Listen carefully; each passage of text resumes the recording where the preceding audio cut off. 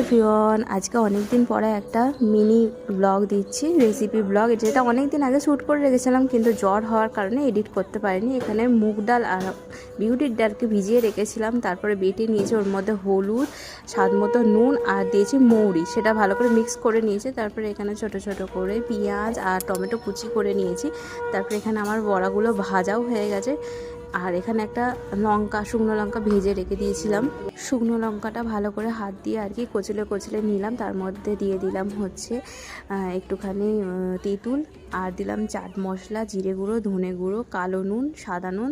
সব দেওয়ার পর ভালো করে জলটা মিক্স করে নিলাম। তারপরে কেটে রাখা এখানে পেঁয়াজ আর হচ্ছে টমেটোটা একটুখানি ভালো করে হাতে করে ম্যাশ করে নিয়েছি, যাতে ওর রসটা বেরিয়ে যায়, ভালো লাগবে খেতে। তারপরে ভেজে রাখা বড়াগুলো দিয়ে 10 মিনিটের জন্য আমি রেখে দিয়েছিলাম। দেখুন কি সুন্দর বড়াগুলো জুসটা শোক করে নিয়েছে, দুর্দান্ত খেতে হয়েছিল।